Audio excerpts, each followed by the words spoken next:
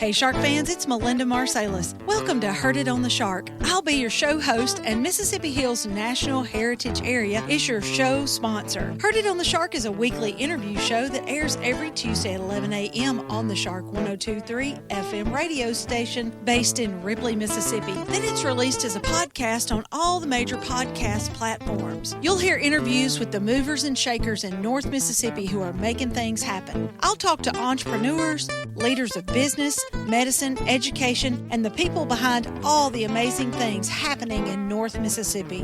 When people ask you, how did you know about that? You'll say, I heard it on the Shark. Heard It on the Shark is brought to you by the Mississippi Hills National Heritage Area. We want you to get out and discover the historic, cultural, natural, scenic, and recreational treasures of the Mississippi Hills that are right in your backyard. And of course, we want you to take the Shark 102.3 FM along for the ride. Musical credit belongs to Hill Country Blues guitar legend Gary Burnside and the late great Buddy Grisham, playing Long Way Home from their album Acoustic Brothers, which was recorded at Sun Bear Studio in Ripley, Mississippi.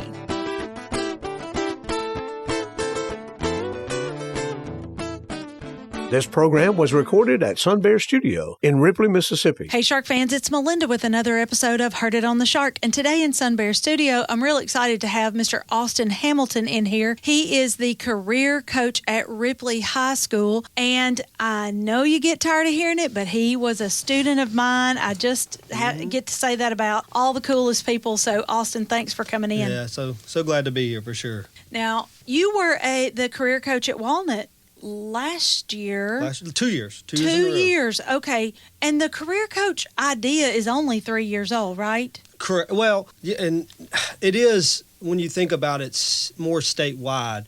It's actually about 6 years old when you think about it, because CREATE is the brainchild behind this. You're right. And I think oftentimes we don't actually, I think because it's grown so big, so quick, and we're all over North, Central, and South Mississippi, that it actually started out in Northeast Mississippi. It started out in that three-river pocket of Pontotoc, Union County, and Lee County, Tupelo, with Toyota, with that Wellspring Fund. So they were kind of the brainchild behind it. So I like to give my roses where roses are due, and they kind of funded it. Miss Susie Lou, I can't remember her name, but anyway, she was a admin for years. Wait. Susie Bowman. No. I know Susie Bowman. Okay, wait. No, but she was one of the first career coaches. Susie Lou. I can't remember her name. I hate that. But she was an admin. She's high up at CREATE now. I forget what her role is, but she was actually like the brainchild behind it. But you're right. It all came out of CREATE, all came out of Northeast Mississippi. Exactly. And I think we should be really proud of sort of making this thing up out of nothing. Nothing. And now it's a statewide thing. Well, and that's the thing that people don't realize is it started out in Northeast Mississippi, and then Biloxi, I'm fairly certain, was like, hey, we see what y'all are doing in Northeast Mississippi. Will y'all come and show us what you're doing? And then some organization Biloxi took it over, and then that's when it just started like snowballing big time in North. And then obviously now with the superintendent being a big advocate for that CREATE with Dr. Evans, with the new superintendent of superintendents. So that was one of the big factors in it moving forward. Hey, now, I tell you what, I'm super excited about Dr. Evans being down in Jackson, because he was part of that brainchild of making it up out of nothing. Exactly. And so you can just imagine how powerful it's going to be with him there. Well, absolutely. And that was always the goal from the beginning, which is so cool as you think about it. You've got CREATE a nonprofit, you've got the school system with Dr. Evans and others in that, and then you've also got an industry with Toyota. So you've got all of these organizations, from nonprofits to school districts to industries, coming together and saying, how do we make this area a more employable, more promotable place? Now, Austin, I'm going to say the obvious, that you're the only guy in the five. Yeah. It's a bunch of chicks and you. I've been saying this with career, in every meeting I go to with Three Rivers, which I think we have 82 career coaches in North and Central Mississippi. I just always mention it to my career coach manager, Mr. Larry Boggs. I'm like, hey, am I like next on the list? Like, I'm seeing guys slowly dwindle from the first group that came in to now. It does seem like there's more. I'm going to say it's probably 70-30. I'd probably say 70-30. So 70 women, 30 men. And do you find that a lot of them are retired teachers? That's what I noticed from the very beginning is, okay, so this is a lot of former educators, even administration people, or maybe even they stepped out of like social work or something state connected to PERS and they stepped into this role. So a lot, even like obviously, with Ms. Karen Walden, well, all of our career coaches are 4 retired state employees. So a lot of them stepped into this career coach role, like Karen, Ms. Walden, and Miss Reno coming straight out of retiring. Yeah, and I get the value in that. There's nothing like a retired teacher who knows the system. Oh, 100%. But I also love that you are young, you are a guy, you are not coming at it from a retired teacher. You've got to have different eyes than they do. Exactly. To bring something different to the table. I have said before many times that I envy teachers so much because they're so creative. They can make anything out of something. And it's just, and that is one piece of it that I envy, but I here's the part of the career coach that's so cool with Three Rivers. So we are 5 schools, and I like to think of Tippah County all collectively, which I was in Walnut for 2 years. I lean really heavily on them. I think of us as like a small subset of the larger group of the entity that is Three Rivers Playing Direct. Now we have a career coach manager over 50-something career coaches spread all over North Mississippi. But when I think about career coaching, like where I'm sure they take a little bit from me, but I take a lot from them. So I feel like there's a lot of camaraderie and a lot of teamwork to see all of Tippah kids thrive in that arena. I love that too. I think y'all can do nothing but get stronger by working together and bringing your different gifts to the table. It's a beautiful thing. So why don't you just tell me a couple of the things that you have going on at Ripley this year? And by the way, I cannot imagine a better person for the job than you.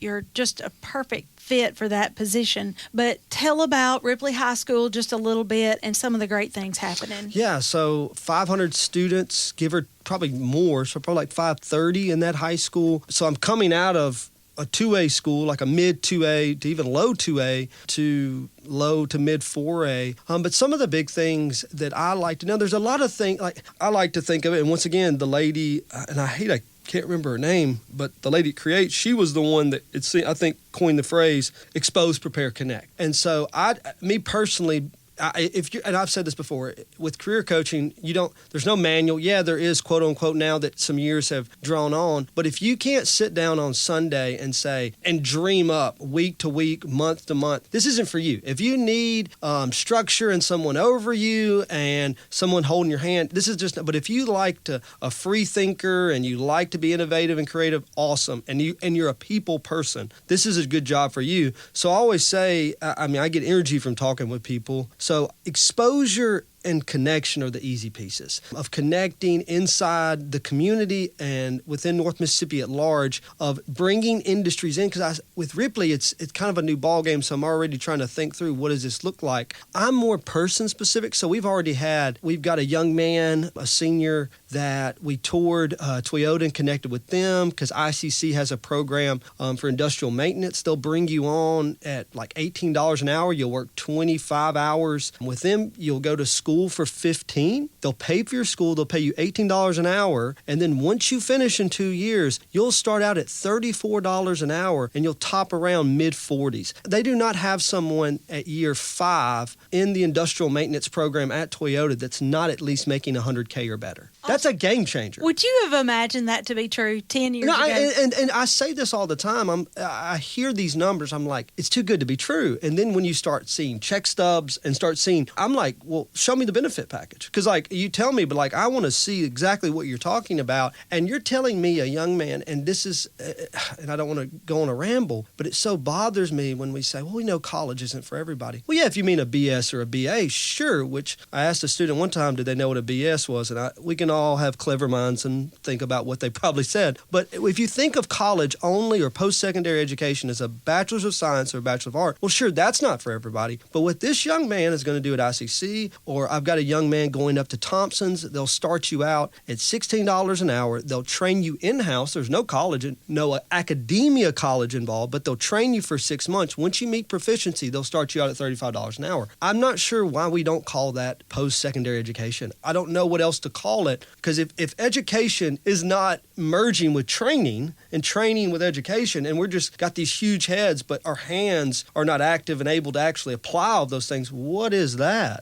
So it's unbelievable. So in saying that, I'm not coming from Walnut to Ripley. It's a lot harder to get. Like, we're going Friday to Northeast, the Northeast now, and Northeast has done an incredible job as of the last 3 years. It just seems like every year there's more momentum in there. It seems like particularly every trade school within those, or technical field within every junior college in Mississippi is going up. But I've been very, very encouraged at home with Miss Benson and her work there. But we're going there this Friday. But with that being said, I'm very person specific, so I don't want to waste our time. I like doing across the board exposure and connection. Like, I met with 8th graders before we got out Friday, but I've had a kid, like I said, at Toyota, a kid toured the program at Northwest for lineman school. We've had kids, I've got a kid that I'm taking down to the computer-based coding here in the next week. But in saying that, I think that the best thing to do is to put that kid in a position with job shadowing so they can actually see, because it's twofold in my opinion. Like, you're able to get a somewhat idea of what's going on. Like, we've had kids job shadow across the board. I think since August, if I'm correct, we've had 23 job shadows since August, from healthcare to real estate to maintenance to welding. But for those kids to get a real world picture of it, but to also make connections. Networking is the name of the game. But with that being said, kind of that a lot of connection, a lot of exposure, but my passion, because obviously I want to connect them far and wide to everything's out there, but that doesn't seem too hard for me. That seems plug and play. But that preparation piece is such a passion for me. And it's more than just like, don't get me wrong, I want to teach a kid how to tie a tie. But a lot of times in careers nowadays, people don't even call for ties anymore. My piece with preparation is helping a kid understand who they are. I think every man, boy, girl, whatever, has a unique set of skills, and it is my job to help them figure out those skills and then connect those skills to good paying jobs all over North Mississippi. So that's really when I get passionate, when I see kids understanding the way they think and the way they act and the way that their brain is wired, and connecting that to something that makes sense in a good paying job, that's really encouraging to me. Now, Austin, we don't have any more time, but we don't need any more time, because anybody listening to what you just said knows that every kid at Ripley High School is lucky to have you. So I just cannot wait. We should have a show. You and I should do a we show. Should just ramble on. We could call it Ramble On. Hey, there you go. Austin and Melinda, Ramble On. I'm all about it. Okay. I am. But, with that being said, I heard Miss Karen say, and I say this all the time with career coaching, I am their advocate. I am their biggest fan. I will chase every lead down. I met with 2 girls and a boy this morning, and I'm going to be chasing down a couple people today, because I just think that there is a pool of about 80% of kids out there that all they need is for someone to kick a door down for them, and they will walk through, and they will be prepared, and they'll be ready to roll. So that I will say that much. Yep. I agree with you completely. Most every kid just kick one door down and they'll do the rest. Exactly. But they got to have that door kicked down. Got to have it kicked down, and someone's got to go first. I'm glad you're doing it. Yes, it's ma'am. awesome. Hey, everybody. This has been Austin Hamilton. He is the career coach at Ripley High School, and I really appreciate you coming, Austin. Yes, ma'am. Okay, Shark fans, that's it for this edition of Heard It on the Shark. Tune in every Tuesday at 11 a.m. to find out what's happening with our community leaders. If you have a question, comment, or suggestion for an interview, or you want access to this one, go to our website, shark1023.com. Click on the podcast tab. Keep it tuned to the Shark 1023 and have a great rest of the day. The Mississippi Hills National Heritage Area was established by the United States Congress in 2009 and represents a distinctive cultural landscape shaped by the dynamic intersection of Appalachian and Delta cultures. This intersection has produced a powerful concentration of nationally significant cultural icons, including King of Rock and Roll Elvis Presley, First Lady of Country Music Tammy Wynette, blues legend Howlin' Wolf, civil rights icons Ida B. Wells Barnett and James Meredith, America's favorite playwright Tennessee Williams, and Nobel laureate William Faulkner. The stories of the Mississippi Hills are many and powerful, from music and literature to Native American and African American heritage to the Civil War. The Mississippi Hills National Heritage Area supports the local institutions that preserve and share Northeast Mississippi's rich heritage. Begin your discovery of the historic, cultural, natural, scenic, and recreational treasures of our region by visiting the Mississippi Hills National Heritage Area online at mississippiHills.org.